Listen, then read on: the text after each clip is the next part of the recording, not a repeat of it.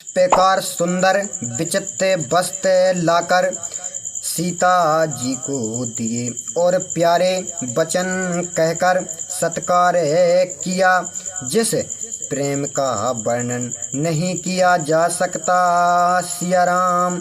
फिर अनसुईया जी सरल और मीठी वाणी से स्त्रियों के कुछ धर्म संपेक्ष में कहने लगी कि हे राजकुमारी, सुनो, माता पिता और भाई हितकारी तो होते हैं, परंतु ये सब थोड़े ही काल तक हैं। सिया राम।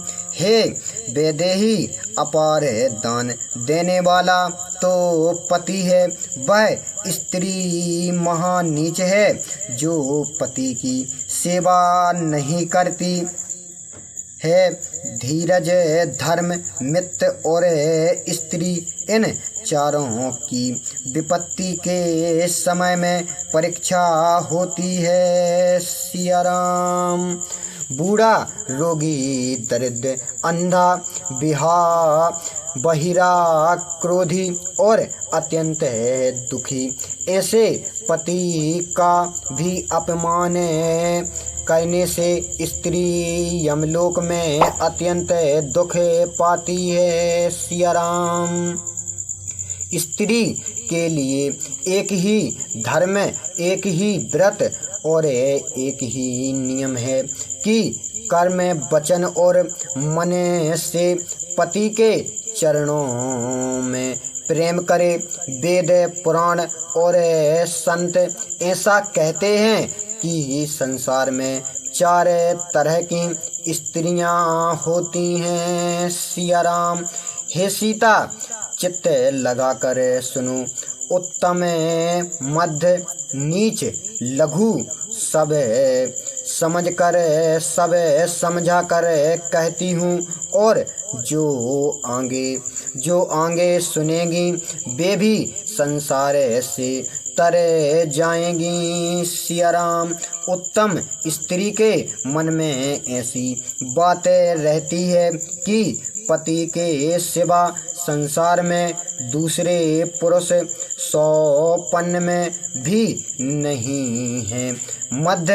मध्यम श्रेणी की स्त्री पराये पति को ऐसे देखती है जैसे अपने भाई, पिता, पुत्र को। सिया राम। वेद ऐसा कहते हैं कि जो स्त्री अपने धर्म को विचार कर और कुल की प्रतिष्ठा को समझकर कुमार्ग में पैर रखने से रह जाती है, वह नीच है। और जो अवसर ना मिलने या भय के कारण कुमार्ग में जाने से रह जाती है, संसार में उन स्त्रियों को अधम जानना चाहिए। सिया राम। जो स्त्री अपने पति से छल करके दूसरे पति से प्रेम करती है, वह 100 कल्प तक घोर नरक में पड़ती है। जो दक्षिण के सुख के लिए 100 करोड़ जन्म के दुखों को नहीं जानती, उसे के समान खोटी कौन है। सिया राम।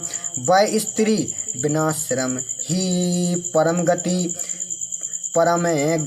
पति है, जो छल छोड़कर पतिव्रत धर्म को ग्रहण करती है, और जो पति के प्रतिकूल रहती है, वह जहाँ जन्म लेती है वहाँ युवा अवस्था में ही विधवा हो जाती है। सिया राम।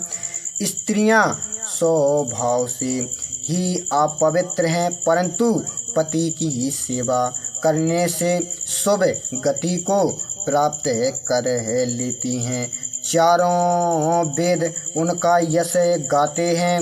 इसी से आज भी तुलसी तुलसी जी भगवान को प्यारी हैं। सिया राम। हे सीता सुनो, तुम्हारा स्मरण कर स्त्रियां पतिव्रत धर्म को धारण करेंगी। तुम श्री रामचंद्र जी प्राणों के समान प्रिय हैं। मैंने तो यह कथा संसार के हित के लिए कही है। सिया राम। यह सुनकर सीता जी ने अत्यंत सुख पाया और आदर के साथ उनके चरणों में सिर नवाया।